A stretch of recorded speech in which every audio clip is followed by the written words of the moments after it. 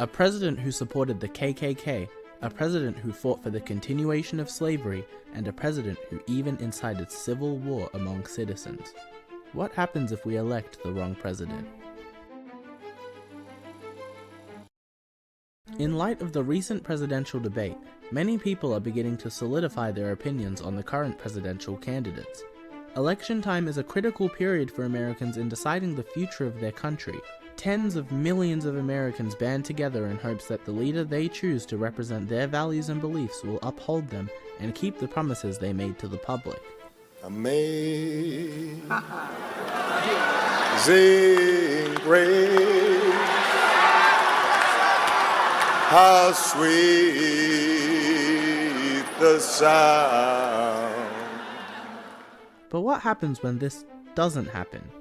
In dire turns of events, presidents with malignant values can cause catastrophic events to break out within the nation. To understand the effects this could have today, let's dive into some of the worst presidents in US history. Starting us in 1913, Woodrow Wilson was the 28th President of the United States who served a total of 8 years as president. While Wilson is favored by some historians for his foreign policy, his establishment of the Federal Reserve, and reportedly being a president who was anti-child labor and anti-monopoly, Wilson is also criticized for his well-documented racism, which resegregated federal offices in D.C.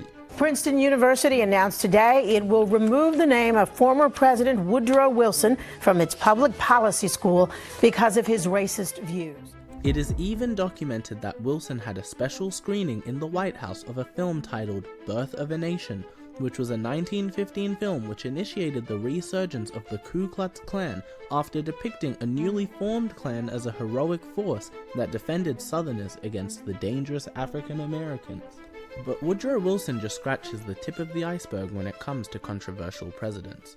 Looking a little further back, the 17th President of the United States, Andrew Johnson, is one of the 12 presidents known in history to have owned slaves. Being vice president for a period of time, Andrew Johnson was sworn into presidency in 1865 after the assassination of Abraham Lincoln and served until 1869, totaling a 4-year term. After civil war had broken out between the North and the South over the freedom of slaves, Andrew Johnson was quick to side with the southern states in favor of freed slaves being returned to plantations and forced to work. Johnson's contentious position on the rights and freedoms of slaves did not sit well with Congress, which ultimately led to Johnson being one of the 3 presidents in history to be impeached. Andrew Johnson's presidency is one of the least favored presidential terms in history.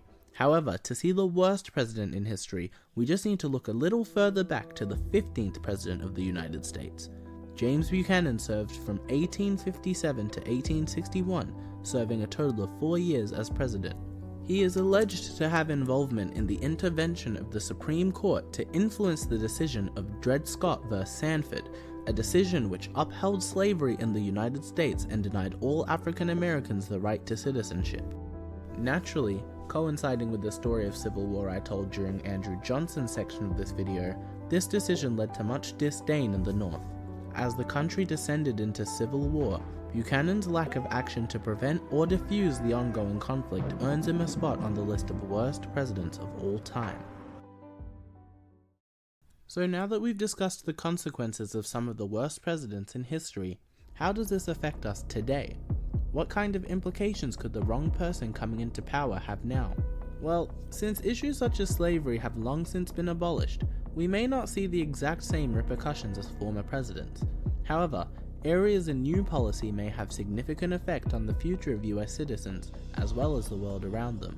A bad president may lead to issues such as decreased affordability for everyday items such as groceries, human rights concerns such as unjust censorship or discrimination, and even international relation issues that in the worst cases can result in war.